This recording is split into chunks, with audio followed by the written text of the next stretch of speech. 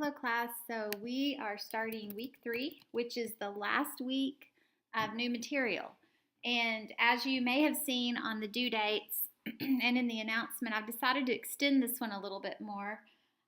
There was really no reason to have 4 days to study for the final, and so I decided to go ahead and extend the due date on week 3. So you'll have a little more time than you have in the others, but there is also still quite a bit of material. So this is chapters 9 through 12, and in chapter 9 we look at current liabilities, and where you would see current liabilities is on the balance sheet under assets, and then under current assets, and then we have what we've seen so far under current assets. We've looked at property, plant, and equipment. And then we see also on the balance sheet liabilities. And under liabilities, you have current liabilities. And then you have long-term liabilities. So in chapter 9, we'll look at current liabilities, and then in chapter 10 we look at long-term liabilities, and then in chapter 11 we look at stockholders' equity. And so what we're doing basically now is covering all of the balance sheet.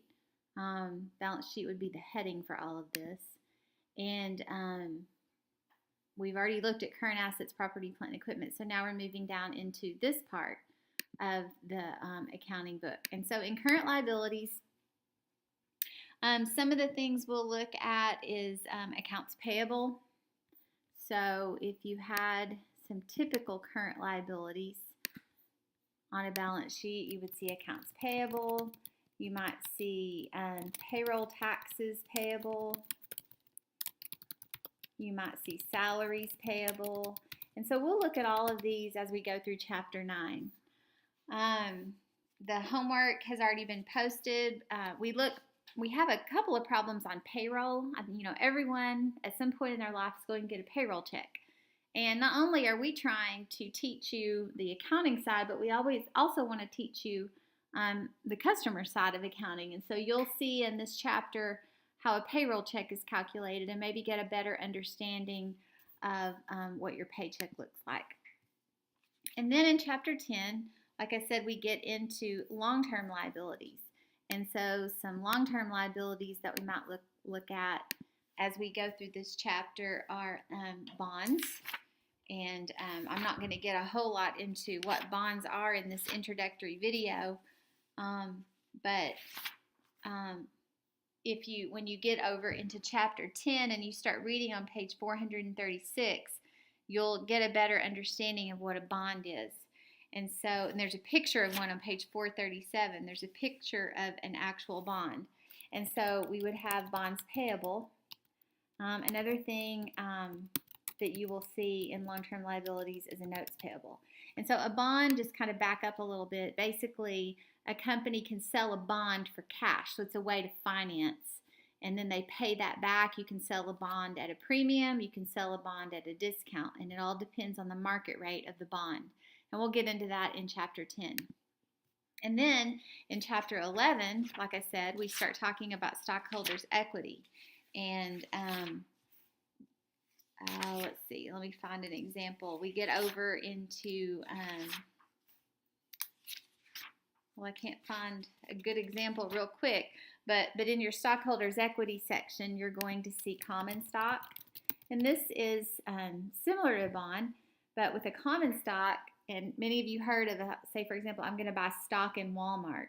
Well, when you buy stock in Walmart, you own common stock, which will be part of the stockholders' equity. So this section down here is what the owner has in the company, the equity.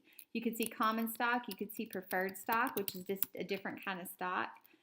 You could see retained earnings, paid in capital in excess of par. So these are some of the things that we'll talk about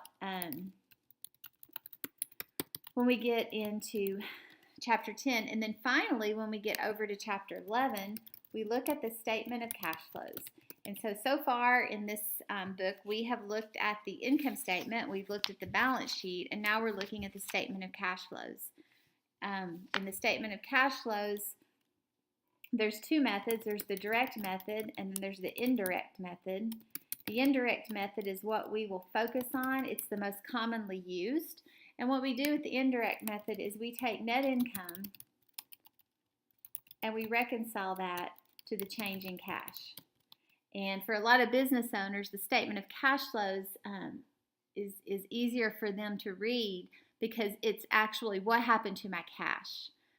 So why would the net income not equal the cash? Well, think about when you make a sale on credit. If all I did this year was make a sale of $200,000 on credit, did any cash change place? No, it didn't. And if there were no other expenses, no other income, I would have a net income of $200,000. But my cash didn't change because I didn't actually get the cash. I earned it, but I didn't get the cash.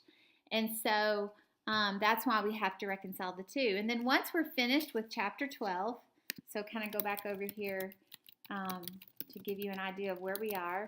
Once we're finished with chapter 12, statement of cash flows, then that's all the new material. And you guys will be done almost with this class. All you'll have left is the final exam, which is not something that will keep you from finishing this class. So you're definitely almost done. You're doing a great job. You're more than halfway done.